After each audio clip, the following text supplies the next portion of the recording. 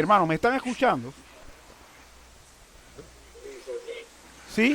Okay. Quisiera entonces poder escucharles y poder ver cuál fue el resultado de su investigación con respecto al tema que dejaron pendiente para esta semana. ¿Sí? Ok, quisiera entonces poder escucharles y poder ver cuál fue el resultado de su investigación con respecto al tema que dejaron pendiente para esta semana.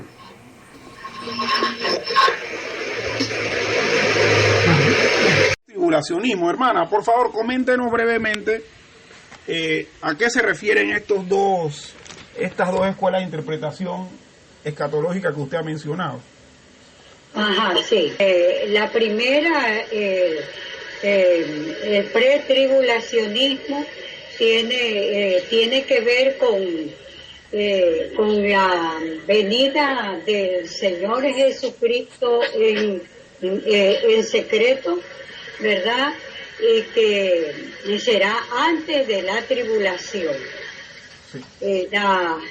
La iglesia militante, la iglesia fiel será arrebatada. Los muertos en Cristo resucitarán primero y serán sacados de la tierra, y en un periodo de 7 años,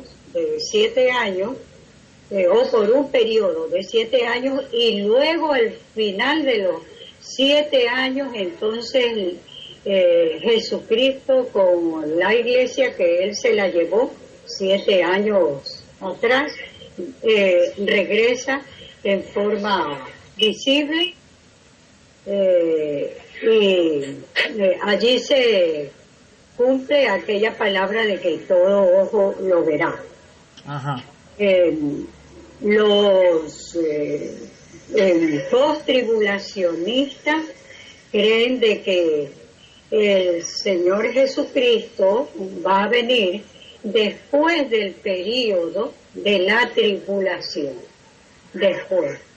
O sea que no serán llevados, raptados, sino que ellos van a ver y sobrevivir al tiempo de la tribulación. Me parece muy bien, hermana. Yo veo que la hermana Adela ha estado entonces realizando las tareas que le han estado dando. ¿Algún otro hermano de los que está aquí presentes en este foro tiene alguna otra información con respecto a ese tema? Si cree que a la hermana Adela le ha faltado alguna otra información y la tiene, puede vertirla.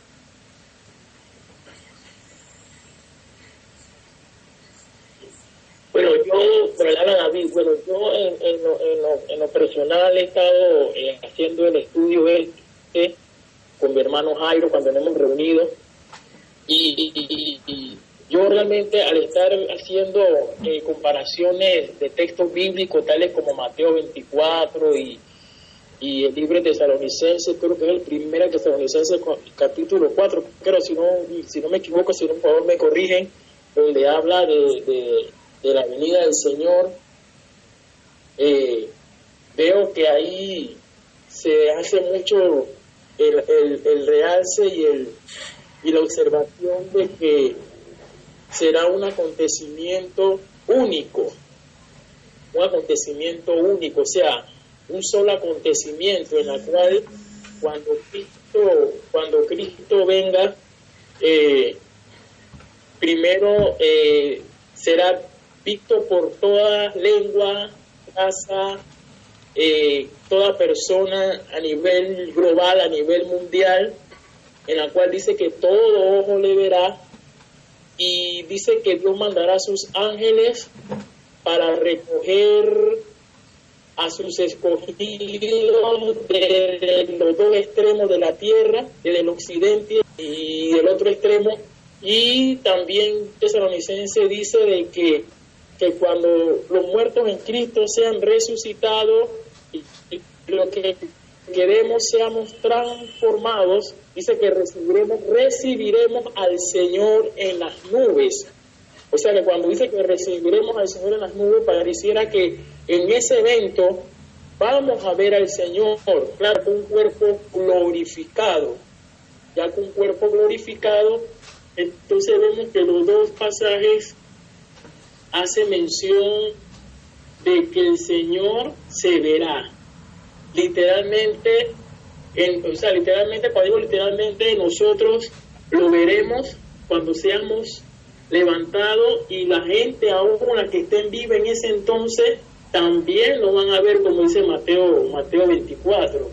Entonces, para mi opinión personal, yo me apego a la postura que se dice de que va a ser un solo acontecimiento la venida del Señor. ¿Y sabes cómo se llama esa postura, David?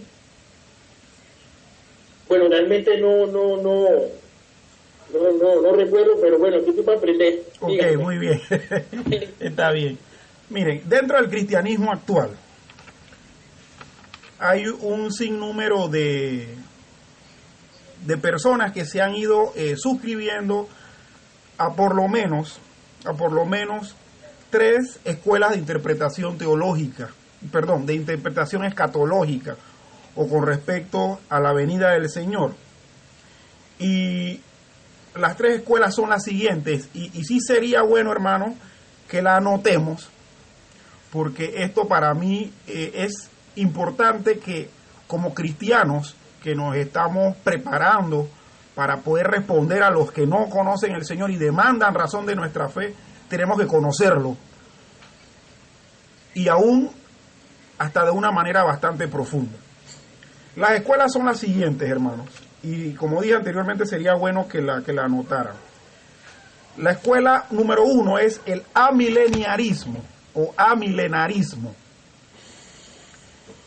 Amilenialismo o amilenarismo. Y ahora vamos a proceder posteriormente a explicar qué es lo que dice cada una de ellas. La segunda escuela es el postmilenialismo o postmilenarismo. Y la tercera escuela es el premilenialismo o premilenarismo.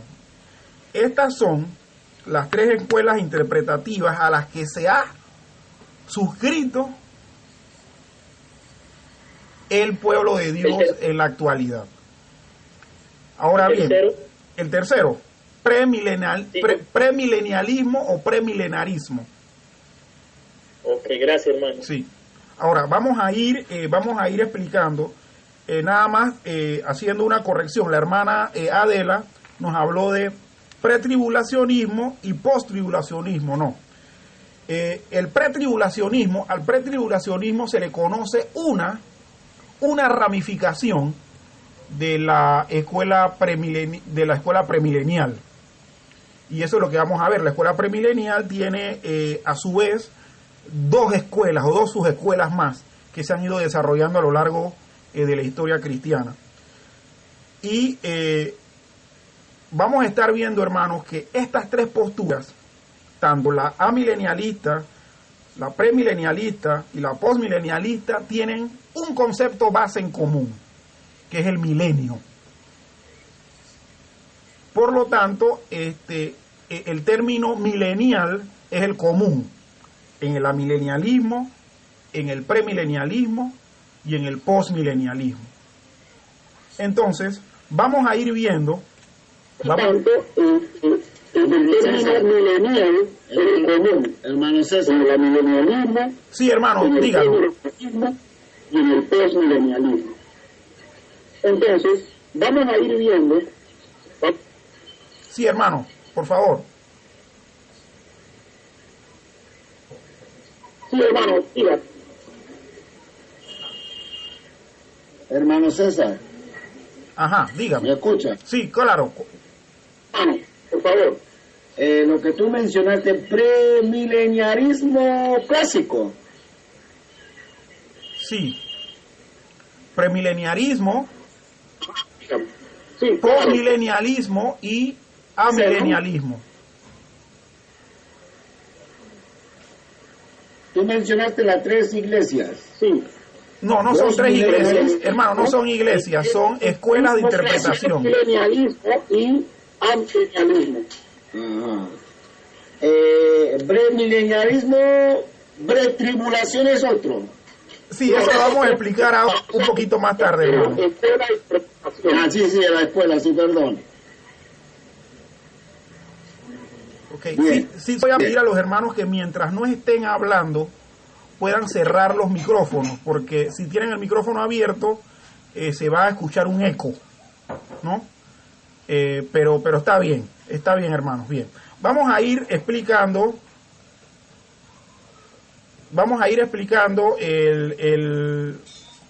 la terminología propia de las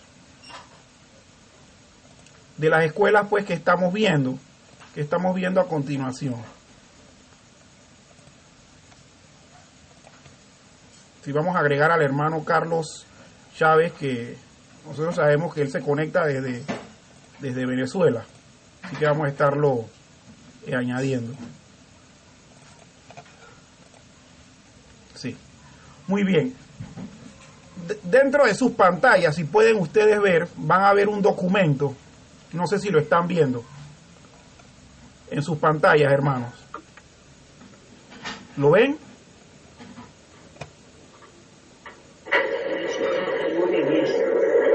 En la pantalla, César. Sí. Alguna persona la llamada, pueden ver el video. Todavía está bajando. Ah, está bajando, muy bien. Bien, Está bajando. lo que le estoy presentando en pantalla es la imagen en gráfica del concepto amilenial o de la escuela amilenial en cuanto a lo que es la venida del Señor Jesús. Bien. El amilenarismo, hermanos, Mira. que es el primer punto de vista que vamos a estar explicando, consiste en lo siguiente. De acuerdo a esta posición, hermanos, el pasaje de Apocalipsis 20, del 1 al 10, que es el pasaje donde se narra en la Biblia este concepto acerca del milenio, describe la presente era de la iglesia y la describe como el desarrollo no literal del milenio al cual se refiere Apocalipsis 20. Por lo tanto, los amilenialistas creen que Apocalipsis 20, del 1 al 6, se está cumpliendo ahora, de una forma no literal. Estos son los hermanos o es la escuela de interpretación que cree que el reino milenial no es literal. No es literal. Estamos hermanos. Estamos Sí. Amén, hermano, amén. Ajá. El hermano Justino está escuchando. El hermano Gabriel Azcárraga también. Así es. Ok, muy bien. Algunos hermanos no lo consiguen ver, ¿verdad? Creo que el hermano David ni el hermano Jairo. Sí, hermano, no lo he podido ver. Sí. Todos los demás lo ven, ¿verdad? Carlos lo puede ver. La hermana Adela, ¿verdad? Y nosotros lo vemos. Sí, ¿verdad? Sí. Y el hermano Gabriel lo puede ver, muy bien. Bueno, de todos modos, hermanos, voy a tratar de enviarles esa parte para que ustedes puedan tener las gráficas en sus copias. Las copias que nos da el pastor, ahí están las gráficas en la página 438. Ahí está la gráfica de eso. Entonces, aquellos que se dice que reinaban con Cristo durante los 1000 años son cristianos que han muerto y ya reinan con Cristo en el cielo.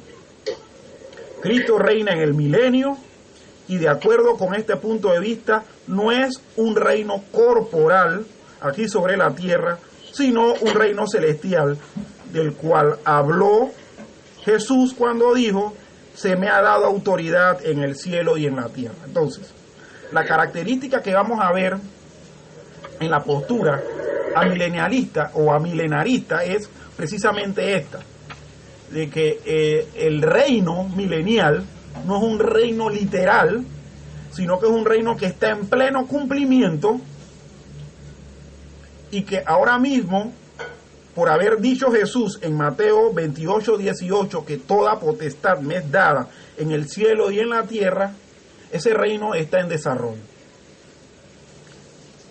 Y con respecto entonces a la duración del tiempo, que deben ser 1000 años, la postura milenarista sostiene que la mención de los 1000 años es una mención figurada, que se refiere a un tiempo indefinidamente largo de tiempo, a un tiempo indefinidamente largo. Entonces estamos viendo aquí la postura amilenarista. ¿Quiénes se suscriben? ¿O quiénes son los que creen en esta escuela interpretativa? Bueno, todas las iglesias reformadas creen en el amilenarismo. De hecho, el amilenarismo es una doctrina que con respecto a la venida del Señor, que se comparte con la Iglesia Católica Romana. Es decir, el catolicismo romano también cree que el reino de Dios, el reino milenial, no es un reino que se va a manifestar de manera literal, sino que está en funcionamiento. Y que por eso es que el avance del Evangelio está dándose. Porque Cristo está reinando, tiene todo bajo control, y el mal que está existiendo, que se está dando, que está en desarrollo también, está en desarrollo de manera controlada. El mal que puede darse contra la iglesia no es un mal que está totalmente en su expresión, sino que Dios le tiene un límite y el mal va a llegar hasta donde Dios lo permita. Pero el avance del reino de Dios está en franco desarrollo y va a seguir hasta el cumplimiento de las profecías. Esto es lo que dice entonces la postura amilenarista. Ahora bien, esta postura le puede parecer extraña a mucha gente, pero una de las cosas que nosotros estamos tratando de lograr con estos temas es que podamos nosotros tener el conocimiento y además de eso la madurez, hermano. Nosotros no debemos ser dogmáticos y recriminarle a los que creen en el amilenarismo que están mal, o decirle que están mal por no creer en un reino milenial literal. Es más, la razón por la cual los que se suscriben a esta escuela de interpretación dicen que no es un reino literal es porque la mención del reino está en Apocalipsis y porque el Apocalipsis es un libro figurado. Ok, hermanos, no sé si tienen alguna reacción o algún aporte con respecto al tema en este punto, acerca del milenarismo.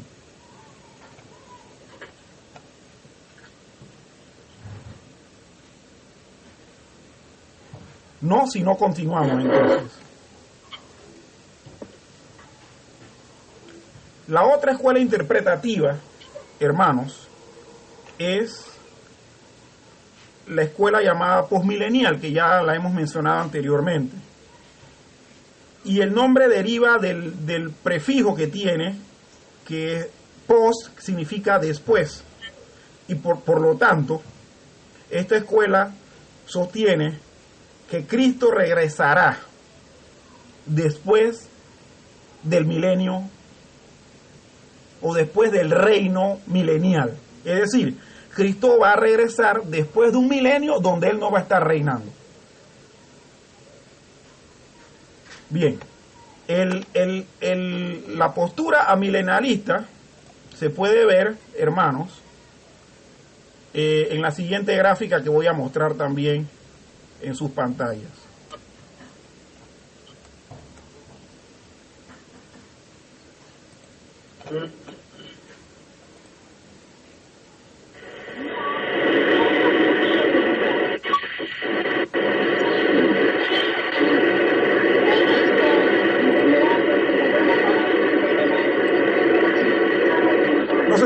ver, hermanos? ¿Lo pueden ver?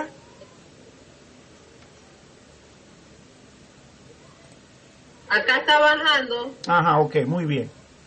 Entonces, como pueden ver algunos de los que bueno, el sistema de su computadora le permite ver la imagen o el documento compartido. Vamos a ver en la gráfica que la era de la iglesia termina justamente posterior al milenio, que es cuando Cristo viene y empiezan a darse todos los eventos que se profetizan en las Escrituras, como es la resurrección de los muertos, la resurrección de los creyentes, de los no creyentes, el juicio, el cielo nuevo y la tierra nueva. Esta postura, hermanos, es una postura que goza de una antigüedad y que puede ser posiblemente la más antigua de las tres posturas escatológicas que el cristianismo tiene en la actualidad. Esta postura, la postmilenial, se creía por un buen número de creyentes desde antes del tiempo de los padres de la iglesia y desde antes, obviamente, del tiempo de la reforma protestante. Entonces estamos nosotros viendo una escuela que nos puede también parecer un poco extraña, pero que es una escuela de interpretación que tiene vieja data. Esta escuela también, hermanos, nos sigue diciendo que el progreso del evangelio y el crecimiento de la iglesia se incrementará gradualmente, es decir, que va a ir de menos a más, de manera que una proporción cada vez mayor de la población mundial será cristiana. La postura postmilenial de las tres, hermanos, es la más positiva que hay. Es decir, que esta postura lo que dice entre líneas es que a medida que los últimos tiempos van pasando y se acerca la venida del Señor, el evangelio va a ir en progreso, el número de personas creyentes en Cristo aumenta, y que la mayor cantidad de la población cristiana, la mayor cantidad de la población mundial va a ser cristiana para el regreso de Jesucristo. Es más, durante el milenio se va a dar también un fomento de la predicación del evangelio o de la conversión de muchas personas, y que por eso cuando Cristo venga va a encontrar entonces una población mundial abocada a las enseñanzas del Señor. Ok, como resultado, entonces, hermano, habrá una influencia cristiana significativa sobre la sociedad. La sociedad funcionará cada vez más de acuerdo con las normas de Dios, y sobrevendrá gradualmente una era de paz y de justicia sobre la tierra. También dicen los postmilenialistas que este milenio o este tiempo durará un largo periodo de tiempo, no necesariamente unos 1000 años literales. Y por último, al final de este periodo, Cristo regresará a la tierra, se levantará a los creyentes y a los incrédulos, y tendrá lugar el juicio final. Habrá un cielo nuevo, una tierra nueva y el estado eterno. Vuelvo y pregunto lo mismo que pregunté hace un rato. ¿Qué reacción tenemos, hermanos, ante lo que nos expresa esta escuela de interpretación teológica? Y les hago la pregunta, hermanos, porque en la actualidad la mayor cantidad de cristianos no se suscribe ni al amilenialismo ni al postmilenialismo. Se suscribe precisamente a la última escuela que vamos a estar mencionando. Por eso le pregunto, si tienen algún comentario que hacer, alguna reacción, porque aquí nosotros estamos, como bien dijo el hermano David, para aprender, para discutir y para que en este punto nosotros podamos tener tolerancia, hermanos. Miren, una de las cosas que los cristianos debemos tener en común es creer que el Señor viene. Pero que tengamos diferencia en cuanto a cómo va a venir,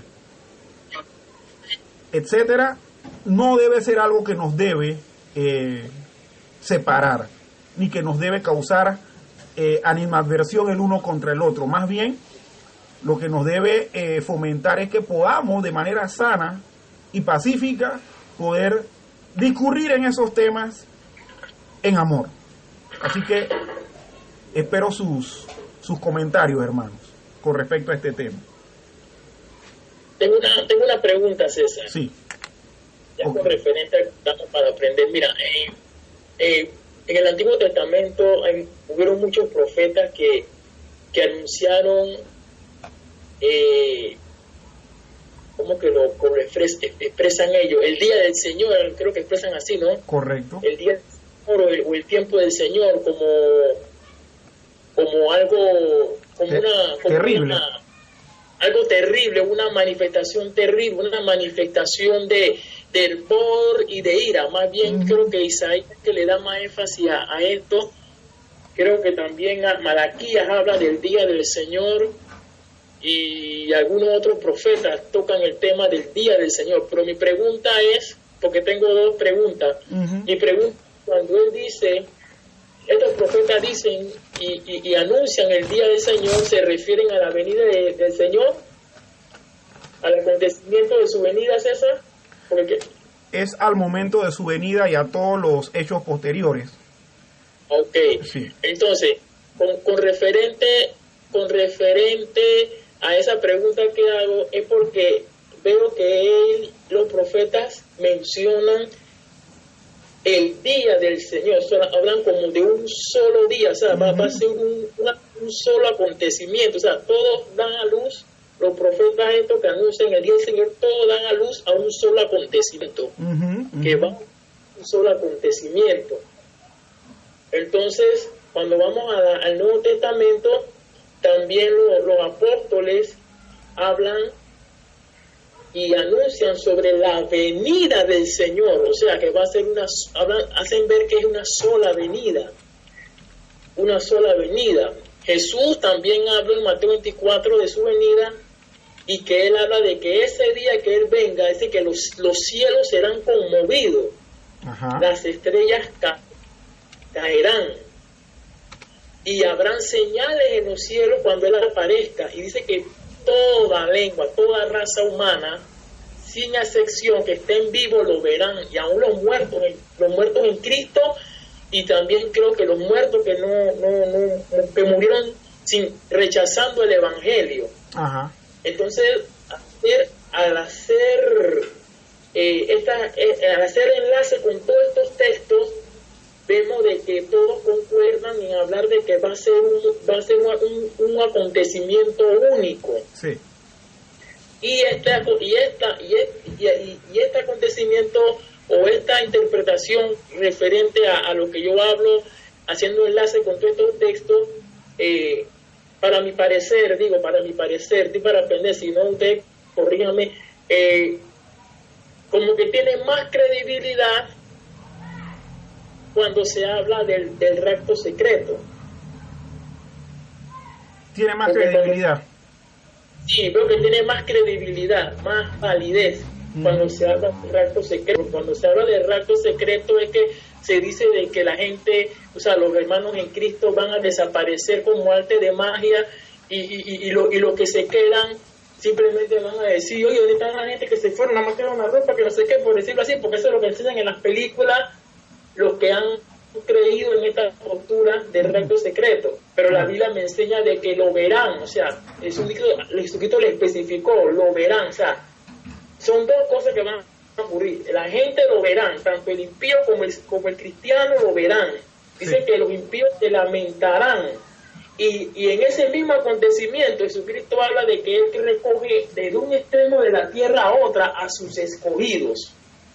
Sí, muy bien. El punto aquí, David, es que, acuérdate, nosotros estamos mencionando las tres escuelas de interpretación teológica. Yo tengo que hablar, al mencionarlas, como que si estuviera de acuerdo con las tres. Yo tengo mi postura, que si quieren yo la digo ahora, pero, o sea, ahora que estoy desarrollando este tema, yo tengo que hablar como que si yo estuviera de acuerdo con las tres posturas. ¿Por qué? Porque para poder enseñarlo bien, de manera clara, yo tengo que hablar como que si estuviera convencido de lo que cada quien dice. Ahora, lo que tú dices es muy cierto, y eso es, eso que tú has dicho acerca del rapto secreto, es el tema de una postura que vamos a ver ahora posteriormente dentro del premilenarismo. Pero está bien, o sea, el hecho de que tú tengas ahorita una apreciación, porque estás cotejando, estás comparando, está bien, eso es lo que queremos, pero también es necesario que tú conozcas qué piensan otros sectores del cristianismo con respecto a la venida de Cristo. A ti y a cualquiera de nosotros nos va a tocar en cualquier momento tener algún tipo de conversación, y que esperemos que sea positiva y en paz, con alguna de esas personas de esas escuelas que son diferentes a la que cada uno de nosotros profesa. En lo que sí no vamos a estar de acuerdo nunca, y no vamos a poder tolerar nunca con otros cristianos, es que niegue el regreso del Señor. Si el creyente en Cristo niega el regreso del Señor, entonces no cree en el Señor, porque nuestra esperanza se va a cumplir y va a ser efectiva cuando veamos al Señor regresando. Amén. Entonces, sí, ahorita David y yo estoy, y más, me voy hasta a delatar. Yo estoy de acuerdo con lo que tú estás diciendo, pero yo tengo que desarrollar el tema como que si estuviera de acuerdo con los tres, para poder enseñarlos bien y para que ustedes tengan claridad en cuando una persona les viene con algún argumento. Ustedes saben más o menos, pueden ubicar qué tipo de escuela con respecto a la venida del Señor tiene esa persona o tiene ese creyente en Cristo.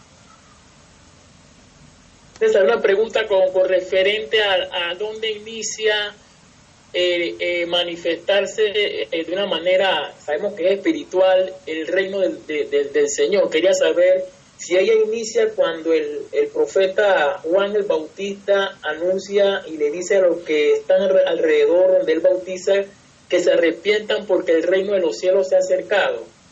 Y ahí igual vemos que Jesús también dice lo mismo, arrepentido porque el reino de los cielos se ha acercado, hablando de que ya está en actividad. Es ahí donde inicia el reino milenial. Solamente para saber, bueno, cuál es tu según algunas escuelas escatológicas no, según otras sí. Según el amilenialismo, ese sería el inicio del reino milenial.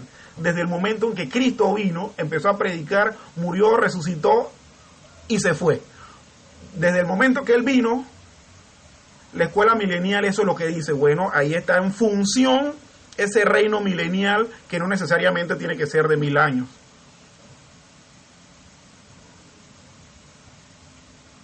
Pero eso hay que verlo de acuerdo a cada escuela en particular. ¿Aló, hermanos? ¿Me escuchan? Amén, Sebo. Ok, muy bien. Entonces vamos. No sé si tienen alguna otra opinión, hermanos. Es importante que opinen, hermanos, porque les digo con honestidad, la escuela de interpretación escatológica más popular en Latinoamérica, la última que vamos a ver, no es ni la milenial, que es la que profesan las iglesias reformadas, ni la postmilenial, que es la que tiene más años de existir dentro del cristianismo en su historia. Es precisamente el premilenarismo dispensacionalista. Y yo sí deseo, hermanos, que ustedes viertan su opinión, porque así de todos modos vamos a aprender.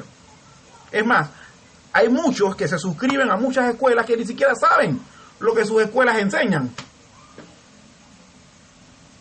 Por lo tanto, estos temas como mencionar lo que cree cada uno, discutir, reaccionar como acaba de reaccionar David, que me parece correcto y que me parece, ¿cómo se llama?, digno, tenemos que hacerlo, hermano. Tenemos que hacerlo. ¿Por qué? Porque muchas de las cosas por las cuales la gente, precisamente en su caminar, y vamos a ponerlo entre comillas, pierde la esperanza del regreso del Señor, es porque no conoce ni siquiera qué es lo que cree. Es más, una de las razones por la cual la gente pierde la razón de la esperanza de esperar al Señor es porque se ponen a estar calculando fechas, y como las fechas no se dan, dicen esto es mentira, y se vuelven totalmente incrédulos a la venida del Señor. Entonces es bueno, hermanos, que no solamente hoy, sino que posteriormente nosotros podamos seguir revisando este tema, seguir compartiendo este tema, seguir discutiendo aún este tema, porque eso nos retroalimenta y nos nutre. Miren, una de las cosas que yo como hombre idealista que soy, quisiera, es que dentro del cristianismo todo el mundo fuera apto para poder defender lo que cree y lo que profesa. Y otra cosa que quiero decir, hermano, las tres posturas que nosotros estamos examinando están dentro de la ortodoxia. Es decir, cuando me refiero a ortodoxia es que está aceptado como parte del credo del cristianismo en la actualidad, que no se ve como herético, que no se ve como apóstata, sino que se ve como lo que la iglesia ha creído en diferentes tiempos, en diferentes facciones a lo largo de la historia del movimiento.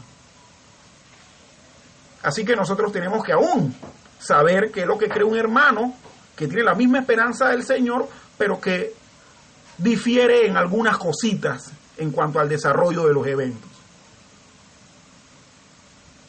Amén, hermanos. Amén. Ok. ¿Perdón? Amén. Yo escuché que depende. Yo iba a reaccionar yo. Ok, muy bien. Vamos a continuar, hermanos. Seguimos entonces. Acabamos de hablar con respecto a la escuela postmilenial. Ahora vamos a la escuela de interpretación teológica más popular dentro del cristianismo en la actualidad, que es el premilenarismo. El premilenarismo, hermanos, se compone en dos escuelas a su vez, que son el premilenarismo clásico o histórico y el premilenarismo dispensacional, o como bien lo mencionó la hermana Adela, pretribulacionista. Repítame, hermano, sí. ¿En qué se divide? El premilenarismo, que es la escuela escatológica más común en la actualidad, se subdivide en dos: el premilenarismo clásico o histórico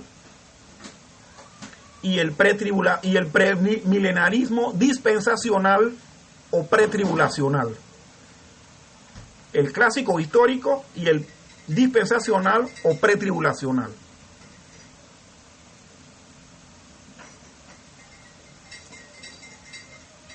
Ok, entonces vamos a ver qué es lo que dice o qué es lo que enseña el premilenarismo clásico o histórico. Como bien sabemos, el término pre significa antes. Por lo tanto, la posición premilenarista dice que Cristo regresará antes del milenio.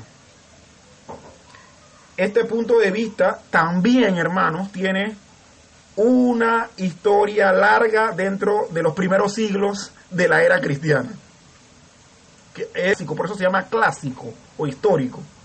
Junto con el postmilenialismo eran en un tiempo las corrientes escatológicas más antiguas que había dentro del cristianismo.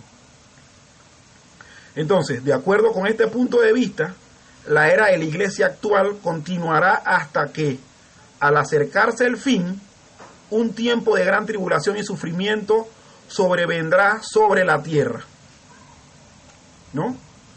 Y tras este tiempo de tribulación al final de la era de la iglesia, Cristo regresará a la tierra para establecer un reino milenario. y voy a mostrarles la figura, pues, a los que pueden verlo, pues.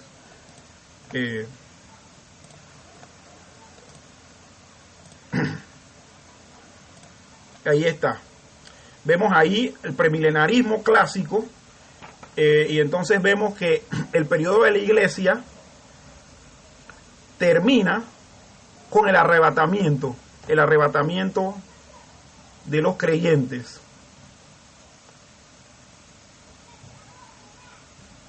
Y también va a haber una resurrección de creyentes junto con todos los creyentes.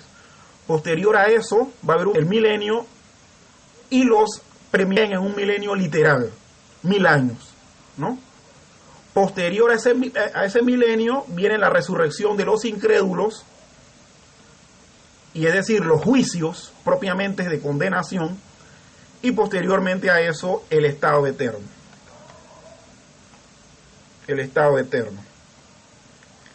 Ok, hermanos. De acuerdo con el punto de vista premilenial, al final de los 2000 años, Satanás será liberado del abismo y unirá esfuerzos con muchos incrédulos que se han sometido formalmente al reinado de Cristo, pero que internamente han estado enfurecidos en rebelión contra el Cristo. Entonces Satanás se aprovechará de eso y reunirá a esta gente rebelde para luchar contra Cristo, pero ellos serán indefectiblemente derrotados. Va a ser entonces cuando Cristo levantará de los muertos a todos los creyentes que han muerto a través de la historia, y estos se presentarán ante Él para el juicio final. Después de esto vendrá el juicio final. Los creyentes entrarán en el estado de la eternidad.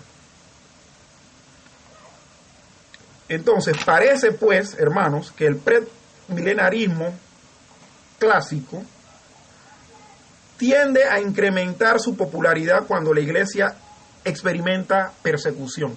Como la historia del cristianismo, hermanos, ha estado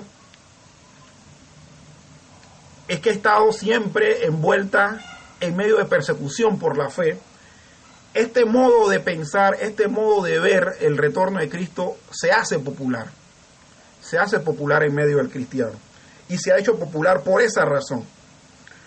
Pero como en el caso del postmilenialismo que vimos anteriormente, los argumentos de la posición premilenial no se basan, hermano, y esto es importante, en la observación de los acontecimientos presentes, sino en pasajes específicos de la Escritura, especialmente, pero no exclusivamente, de Apocalipsis 20, del 1 al 10. Ok, esto quiere decir lo siguiente: el postmilenialismo ve señales. El premilenialismo, tanto clásico como dispensacional, ve argumentos de tipo escritural para su postura. Ok, continuamos entonces con la última escuela interpretativa, que es el premilenialismo dispensacional o pretribulacional.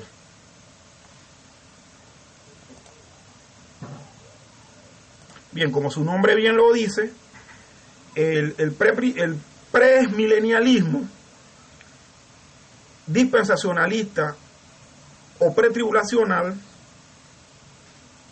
tiene la característica de decir que Cristo viene antes del milenio, pero también antes de la tribulación. Por eso es premilenialismo pretribulacional. Y se le llama dispensacional porque esta escuela escatológica dividió la historia del mundo, la historia de la humanidad, en 7 etapas llamadas dispensaciones. Bien, no está de más decir, hermanos, que esta escuela de interpretación escatológica es popular desde, y eso es importante que lo entendamos, hermanos, y que lo sepamos, es popular desde el siglo XIX y XX, y que es popular en el Reino Unido y en Estados Unidos y en los países obviamente donde tanto el Reino Unido como Estados Unidos han tenido influencia cristiana. Ahora, vuelvo y pregunto, hermanos, ¿alguna reacción con respecto al tema? Nos estamos dando cuenta que el premilenarismo dispensacional o pretribulacional es la escuela más nueva, por lo tanto, no tiene mucho tiempo de existencia.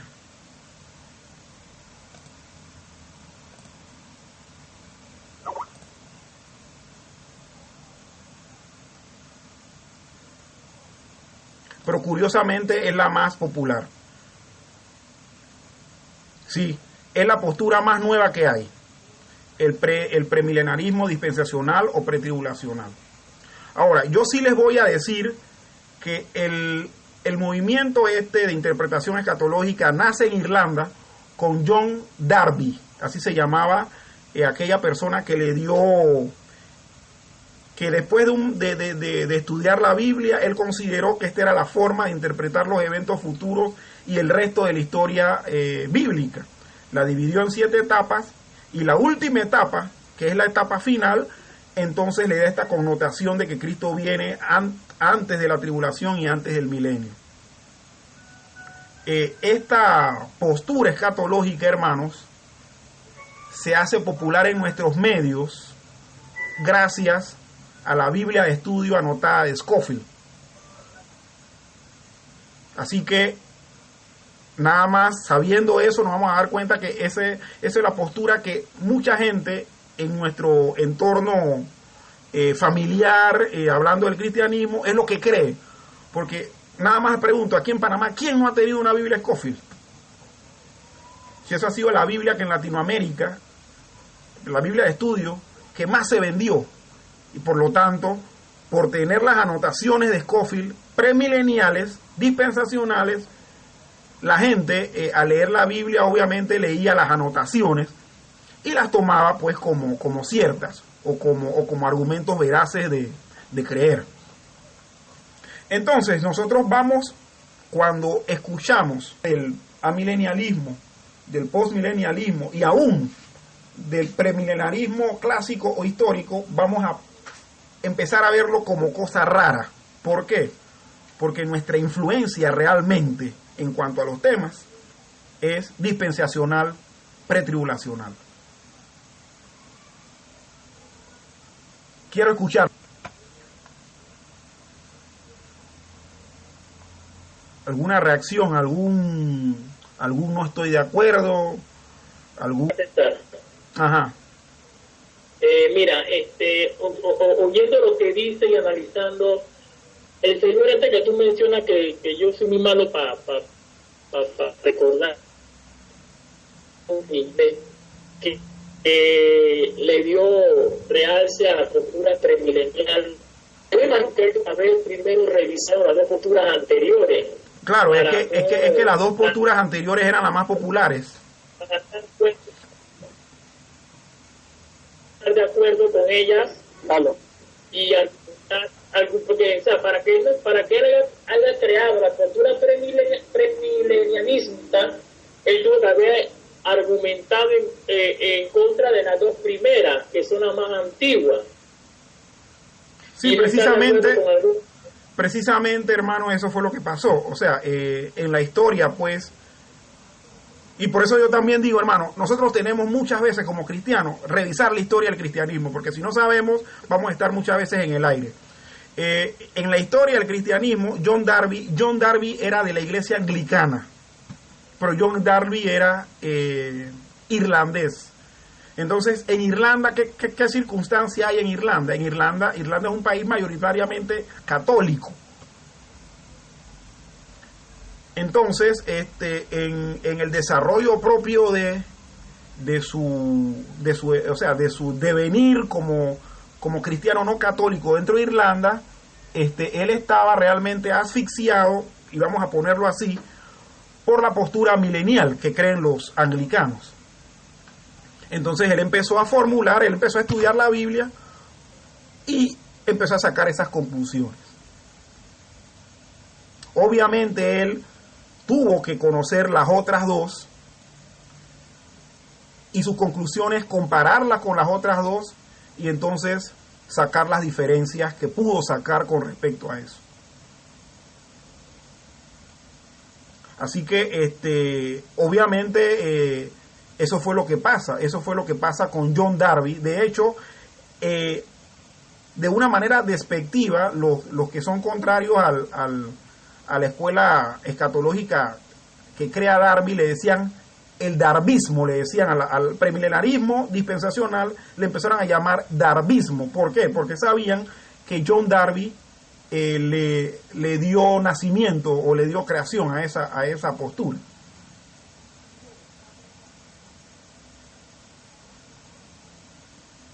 Ahora bien, hermanos, nosotros tenemos en nuestras manos estudiar la Biblia y ver cuál de estas tres, en donde la última, cuál es la más bíblica, ver cuál es la más bíblica y ver cuál es la que realmente se ajusta a las reglas de interpretación, cuál es la que realmente es consona con la profecía que viene desde el Antiguo Testamento, ver cuál es realmente, ¿cómo les digo?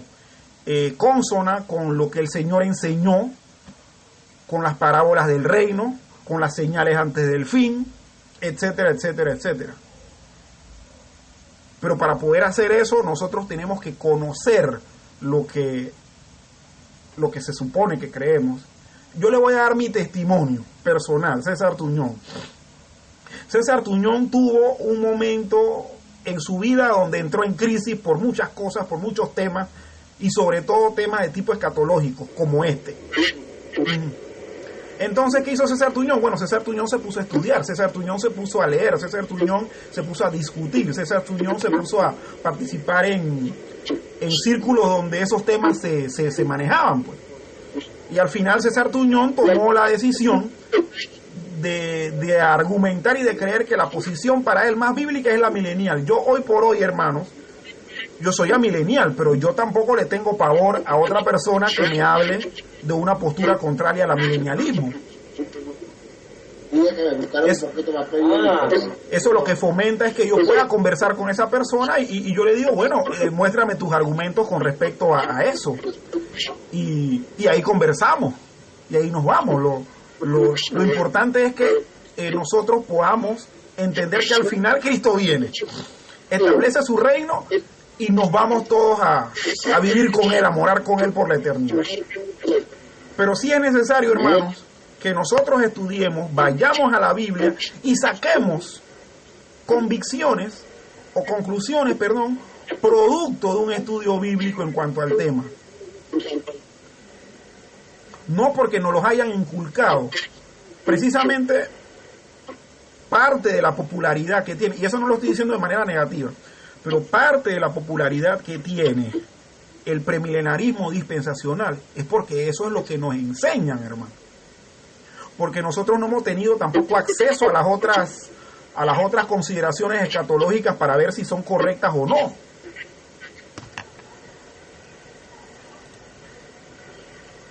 Entonces es necesario, hermanos, que nosotros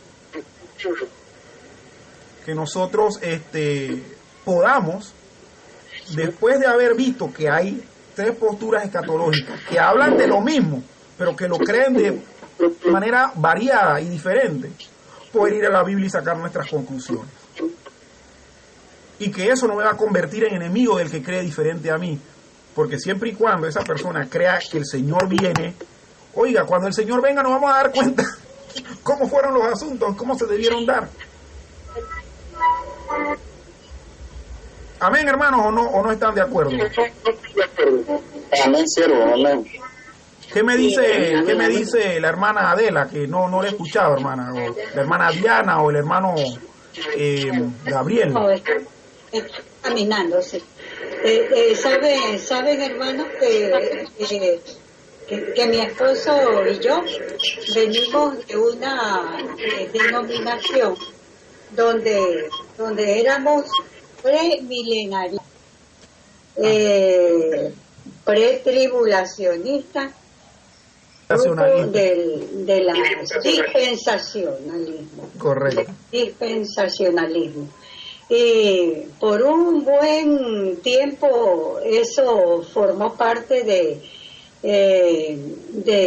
¿cómo le digo? De nuestra vida, pues, sin mayor análisis de las otras escuelas. Porque de alguna forma estaba prohibido porque no es edificante, ¿verdad?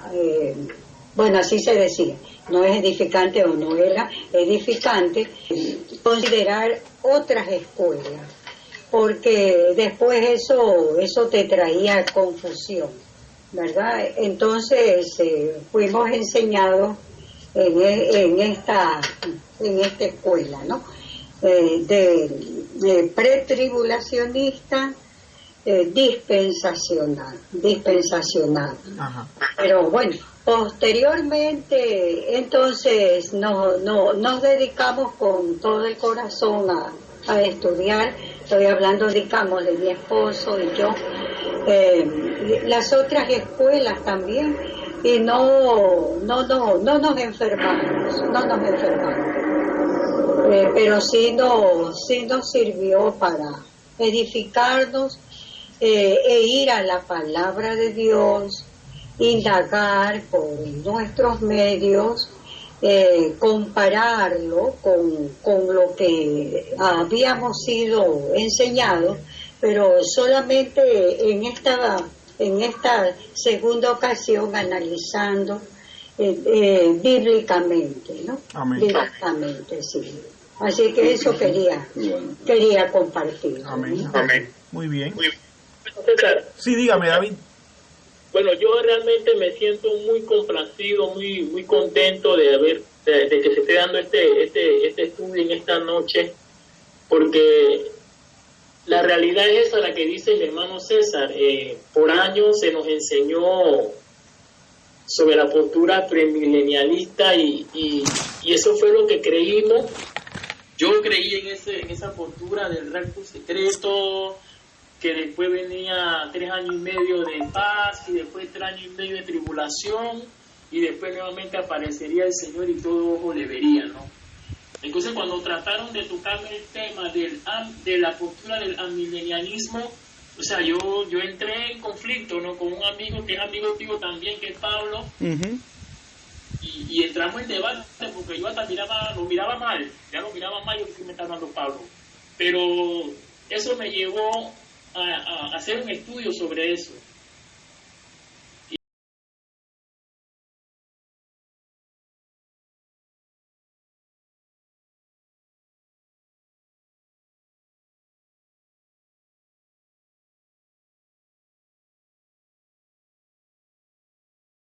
Mucho a las escrituras. Pero aquí es como dice César, aquí lo importante es que creamos que Cristo por su iglesia, por sus hijos, por sus escogidos, que es lo más importante. También esta clase de enseñanza se nos insta y se nos anima a pegarnos más a la escritura, no leerla con ligereza, sino hacer mucho estudio bíblico, investigar bastante, irnos a la escritura. Muy bien. Eso es importante. Mire, hermanos, yo vuelvo y digo, nosotros tenemos la esperanza gloriosa del regreso de nuestro Salvador. Nosotros tenemos esperanza de que cuando Él venga nuevamente, todas las promesas que Él nos dio por haber creído en Él van a cumplirse, pero a cabalidad. Ya que yo piense bueno, ese trayecto de cosas que va a culminar en el regreso del Señor es de una u otra manera, ya eso es un asunto que dentro del cristianismo siempre ha habido diferencia en cuanto a algunas cosas que se puede decir que no sean medulares, pero ahí lo medular es que creamos que Él resucitó, que creamos que cuando Él viene le va a dar fin a todo lo malo, a todo el reino del diablo que ha estado con cierto grado de potestad en este planeta. O sea, que creamos eso. Que no nos estamos mal ni deseando la muerte por el hecho de que el trayecto para ese evento nosotros lo consideremos de una manera diferente a otros. Que no nos estemos mirando mal ni deseando males por eso. Pero sí también eso nos debe llevar, hermanos, a poder conocer como cristianos qué es lo que creen también otros hermanos en la fe, porque igual que nosotros tienen la misma esperanza en que el Señor regrese, y tenerlo como parte de nuestro acervo personal, porque al fin y al cabo es como el musulmán, vamos por darle un ejemplo, el musulmán chiita, a pesar de saber todas las costumbres del chiismo, también debe saber lo que piensa el sunismo, que es la otra escuela musulmana. Si él no sabe lo que es el sunismo por ser chiita, entonces él es un musulmán a medias. A pesar de que él no crea o que no practique las cosas que hacen los sunis, él debe conocerlas, porque él debe saber responder en un momento que esté enseñándole a un discípulo que se va a hacer musulmán cuáles son las diferencias que hay y demás. Igualmente nosotros, hermanos, cuando nosotros estamos aprendiendo estas cosas, es porque siempre nos va a tocar a nosotros alguien al que vamos a instruir en la fe. Y el que vamos a decirle, mira, estos temas son fundamentales, pero hay otros temas en los que tú puedes diferir ligeramente con otros. Ya el que nos dice, por ejemplo, que Jesucristo no es Dios, ya ese no comparte con nosotros nada. Ese no comparte con nosotros nada. Pero si cree que Jesucristo es Dios, si cree que Él es el Salvador, si cree que su sangre fue la que pagó por nuestros pecados, y no solamente eso, sino que cree que su obra fue segura, porque nos quitó el dominio de la muerte para traernos al reino de la vida, con seguridad de que no vamos a volver a morir. Eso es algo fundamental que debemos compartir y que tenemos que aplaudir y que tenemos que fomentar y que tenemos que vivir. Pero ya si la persona viene a diferir en asuntos de tipo medular, ya no debe ser, hermano, tolerado. Debe ser precisamente puesto a prueba entonces esa forma de pensar de esa persona. Bueno, hermanos, yo creo que el tema de por sí, aunque uno no lo quiera, el tema de por sí es... si se oye un eco, yo creo que es el hermano Justino que tiene el micrófono encendido. Ah, ok, muy bien. Sí, era un feedback que estaba saliendo de ahí. Entonces, hermanos, estas son las 3 escuelas de interpretación teológica. Sería muy bueno que nosotros profundicemos más en el tema. Es más, usted tiene la libertad de profundizar más en el tema. Usted tiene la libertad de cotejar todas estas escuelas con la Biblia. No solamente la que usted profesa, todas con la Biblia. Y confirmar si la que usted profesa, según su conciencia, es la que está más apegada a la Biblia, o hermanos, o ser sinceros y decir, oiga, creo que por este tiempo que le he dedicado al estudio bíblico, esta es la más cercana a lo que la Biblia nos dice en cuanto al tema.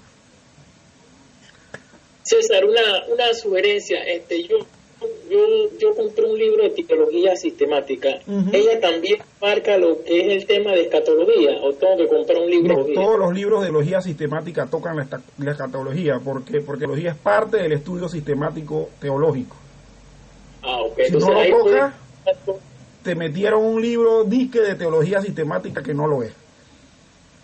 No, pues te pregunto porque todavía no le he dado su revisión completa, no es un bloque de hoja inmensa, pero te pregunto porque si es así, entonces yo podré hacer mis estudios. Claro, hermano. Miren, los temas de teología sistemática, nada más por decirle, la doctrina de Dios, una de las principales. La doctrina de la palabra de Dios, la doctrina del hombre. O sea, la doctrina de la deidad, que tiene que ver con la Trinidad, con el Hijo, con el Padre y con el Espíritu Santo. La doctrina de la salvación, la doctrina de la iglesia y la doctrina de los eventos futuros o escatología, como le llamamos. Eso tiene que ser parte. Si no te lo mencionan, hermano, es una teología sistemática a medias. Entonces, miren, hermanos, otra cosa, los temas de teología sistemática van a depender de la teología que tenga el escritor del libro. Por ejemplo, el libro que nosotros estamos usando para estudiar la Biblia es el libro que se llama Doctrina Cristiana de Wayne Grudem. Bueno, Wayne Grudem tiene formación reformada. Sin embargo, nosotros hemos podido ver a lo largo y ancho de los estudios que hemos tenido que, por ejemplo, Grudem no avala el bautismo de infantes. Él en esa área él se aleja de la reforma. Por ejemplo, Grudem no es amilenial. Grudem es premilenarista histórico. Entonces, la teología sistemática va a depender del autor. ¿Y qué sería lo mejor? Que nosotros podamos tener varios libros de teología sistemática donde podamos ver las diferentes teologías sistemáticas que hay. Y las teologías sistemáticas diferentes que hay son la reformada, la bautista, la dispensacional y la católica. Esas son las 4. Reformada, bautista, dispensacional, así como le estoy diciendo, dispensacional y católico romano. Entonces, si usted va a estudiar teología sistemática, usted tiene entonces que comparar las 4 para poder tener entonces una idea global de lo que la teología sistemática. Es más, con respecto a este tema de escatología, sería muy interesante que usted pudiera adquirir literatura católico-romana y leer profundamente qué es lo que cree el catolicismo romano con respecto a los eventos del fin. Hermanos, es de esa manera comparativa que uno debe, si es que quiere profundizar en lo que es las diferentes escuelas de interpretación a nivel teológico general del cristianismo, hacer. Eso lleva tiempo. Uno no se lo aprende todo en un año o en un día o en un mes. Uno debe dedicar tiempo a eso. Y a medida que uno le dedica tiempo, uno va a ir robusteciendo ciertos temas, uno va a ir fortaleciendo ciertos temas y uno va a poder entonces estar en la capacidad de hasta de compartir con otras personas en los temas. Pero el que no gasta el tiempo de hacer eso, créeme que a la hora de compartir un tema puede ser que esté limitado. Y eso es lo que no queremos. Lo que queremos es que el cristiano sea una persona que pueda dar razón de ser de la esperanza que tiene. Que pueda combatir, como dice, creo que Judas o Pedro, no recuerdo exactamente, que pueda combatir ardientemente por la fe. ¿Por qué? Porque va a tener el conocimiento para eso, hermano. Y usted va a encontrar muchos tesoros cuando usted estudia la Biblia, cuando usted estudia la teología, cuando usted compara las teologías sistemáticas que hay en el cristianismo, que no hay una sola, o sea, debería haber una sola, pero no hay una sola, son 4, y usted compara todo eso y usted se enriquece. Hermanos, para mí saber, por ejemplo, nada más se lo digo, para mí saber muchas cosas que los católicos romanos creen y profesan, a mí me ayuda a la hora de abordar un católico, porque resulta ser que muchas veces ni los católicos saben. Y no crean que eso lo hacen en cierta manera los testigos de Jehová, eso lo hacen los mormones, averiguan muchas cosas del ámbito cristiano evangélico para cuando tienen sospechas de que uno es cristiano evangélico, van con ese tipo de cebos, si se puede llamar así, a conversar con uno. y si se dan cuenta que uno no lo maneja, lo enredan a uno. Bueno, mis hermanos, el tema no era ese en especial, pero sí vale la pena poder comentar pues de ellos. Yo en verdad que me siento en verdad honrado, se los digo con honestidad, me siento honrado de poder en esta noche compartir con ustedes este tema y facilitar el intercambio, pues, el intercambio de opinión y hermano, ser facilitador, porque yo le digo la verdad, yo no me las sé todas, yo estoy en pleno aprendizaje, pero sí es para mí un honor poder compartir con ustedes estos temas y que estos temas sean de edificación y de bendición para sus vidas. Bueno, hermanos, como ya yo sé que no hay más nada que decir, a menos que ustedes tengan algo que comentar, damos por finalizado pues el estudio de la noche de hoy. Amén. Yo sí quería concluir animo a mis hermanos, a todos, que tomemos esa iniciativa, ¿no?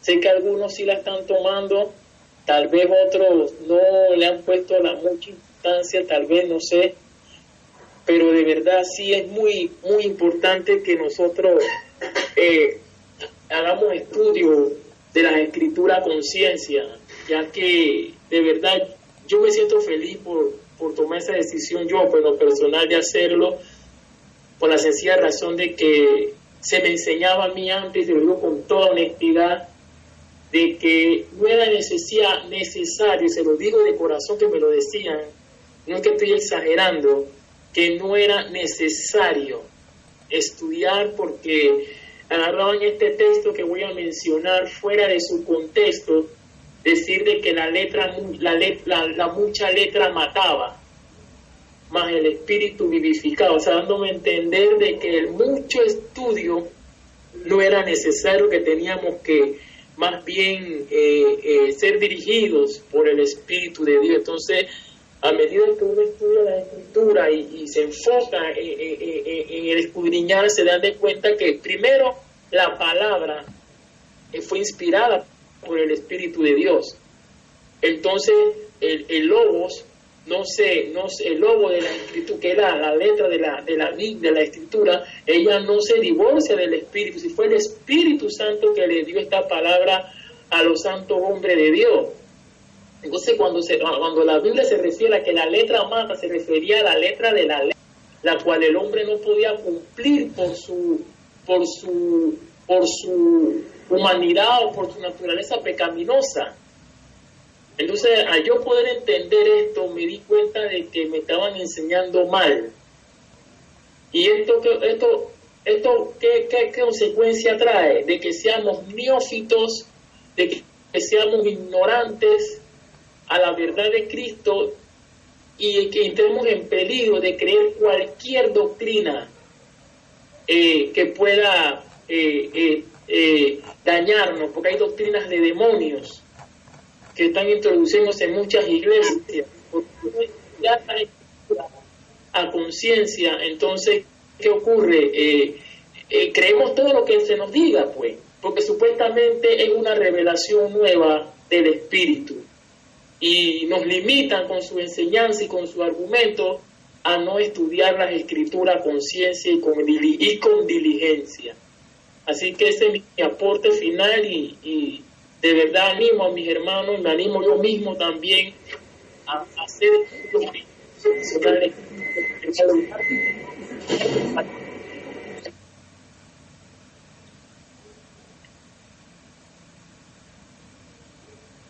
Bueno, hermanos, César, sí, dígame, hermano Justino. quiero dar mi comentario también, ¿no? Ajá, a ver, dígame. El estudio que realizamos hoy es muy importante. Por eso nosotros, para poder estudiar, para llegar fondo de este estudio de la venida de nuestro Señor Jesucristo, yo pienso, ¿no? Nosotros tenemos que revisar nuestra vida también, cómo estamos nosotros delante de nuestro Señor Jesucristo cuando Él venga para recibirlo. Si nosotros no revisamos nuestra vida, Es por gusto que estudiamos, no vamos a ningún lado con Cristo. Ese es mi comentario. Pero el tema es tremendo. Gloria a Dios. Amén. No, yo hago eco de lo que dice el hermano Justino en el sentido de que el tema de la venida del Señor, que vamos a seguir desarrollando porque no termina aquí, es un tema que debe llevarnos a revisar nuestra vida. O sea, el hecho de saber que hay parábolas que hablan de que el Señor se va y luego regresa a pedir cuentas, debe hacernos llevar a nosotros a la reflexión de que mientras estemos esperando al Señor, nosotros tenemos que ir corrigiendo de manera consciente nuestras actitudes. Muchas de ellas son evidentes, otras no son tan evidentes, pero son las que el Señor va a detectar de una u otra manera cuando Él venga y nos va a poner a nosotros en evidencia. Es mejor que nosotros en esta vida reflexionemos y que hagamos los correctivos a que delante del Señor pasemos la gran pena, hermano. Y yo creo que lo que dice el hermano Justino está muy bien, tiene mucha validez lo que él dice. Bueno, hermanos, entonces vamos a finalizar y vamos a estar pues pidiendo este estudio en oración. Nada más recordando a los hermanos que el próximo fin de semana vamos a estar reunidos en las casas. Vamos a estar reunidos en las casas y que podamos entonces cada uno en los diferentes grupos poder tener reuniones donde se predique sanamente la palabra de Dios y donde se exalte al Rey de Reyes y Señor de Señores. Vamos a orar. Nuestro buen Dios y Padre Celestial, te damos las gracias en esta noche. Señor, gracias Señor, porque en ti tenemos la esperanza gloriosa de tu regreso. Señor, tú fuiste quien dijiste que en la casa de tu Padre muchas moradas hay y que tú te irías a prepararnos lugar a cada uno de nosotros. Señor, la razón por la cual tú regresas es porque nos vas a venir a buscar para poder morar en esas habitaciones que tú fuiste a preparar. Señor, gracias porque tú te dignaste de querer que cada uno de nosotros hoy por hoy creyera en ti, profesara la fe en ti y predicara de la fe en ti. Así es, Señor. Señor, te queremos pedir que esta doctrina del retorno de Cristo sea realmente el motor, la gasolina, el alimento, el oxígeno, para que nosotros sigamos en este caminar cristiano, glorificándote a ti por siempre, sin distraernos, sin querer entrar en confusiones, Señor. Bendito Padre. Sino, Señor, estar ceñidos al hecho de que tú vienes y que la esperanza de nosotros no es una esperanza mala, sino es una esperanza buena. Como dice tu apóstol Pablo en 1 Corintios capítulo 5, si no hay resurrección de los muertos, entonces vana es nuestra fe, comamos y que mañana moriremos. Señor, si tú no regresas, también nuestra fe sería vana. Por lo tanto, te agradecemos, oh Dios, que tú alimentas en nosotros ese deseo de querer volverte a ver. Como al final, Señor, dice el libro Apocalipsis. El libro Apocalipsis cierra diciendo, sí ven, Señor Jesús, nosotros queremos que tú vengas. Que vengas en el momento que tú has establecido, pero queremos que vengas, Señor. Gracias, gracias, bendito Señor. En el nombre de Jesús. Amén. Amén. Amén. Amén. Diga. César, Sí. quería nada más agregar a los anuncios que mencionaste que en Arraiján vamos a estar reunidos en la casa, pues en este caso de la familia Tuñón. Vamos a estar ahí a las 10 de la mañana. ¿A las 2 de la mañana? No, a las 10. Ah, perdón. A las 10 de la mañana. Acá en la 12 de octubre van a estar en la casa de la familia Arroyave, que está aquí cerca aquí del apartamento acá de mi familia. Ajá. Va a ser también a las 10 y donde la hermana Elba, la casa de ella va a ser a las 10 igual el programa. Así que son estas tres casas que vamos a tener abiertas, pues se presta para llevar nuestros vecinos y las personas que estamos contactando semana a semana. Así que esto, quería mencionarles eso, y también que estemos orando. Hace más o menos una hora se dio un terremoto en Chile. Ajá. Creo que es de 8.3 en la escala de Richter. Sería bueno que estemos orando pues por toda la situación. No he visto las noticias, simple y sencillamente me dieron ese mensaje. Y bueno, pues que el Señor en medio de todo pues mantenga a todos los habitantes del lugar donde se ha dado la situación. Creo que se sintió hasta en Buenos Aires, creo que en la frontera con Buenos Aires, en una parte de Buenos Aires se sintió también. Así que estemos orando por los habitantes de este lugar. Si hay alerta de tsunami también para ese sector, así que para que estemos en oración, oremos por los habitantes en Chile. Así es. Amén. Amén. Bueno, hermanos, estamos bienvenidos. Estamos despedidos, hermanos. Pero como siempre se dice, pero no de la presencia del Señor, todavía continuamos en ella. Y el Señor me lo bendiga a todos. Gloria a Dios. Amén. Así que Dios te bendiga, Justino, Dios bendiga a la familia Morán, Dios te bendiga, David, Dios te bendiga, Jairo. Bendición, hermano. Dios te bendiga, Carlos Alberto, allá en Venezuela, y también a ti, Gabriel, acá en Burunga. Chao, Gabriel, chao. Saludos. Chao, David, bye, todos. Somos amén, hermano, bendición. Chao, bueno, Justino. Dios le bendiga, hermana.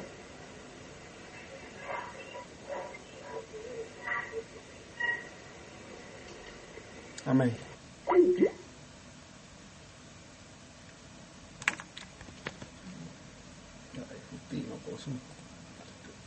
Esas tres iglesias, ay Dios mío.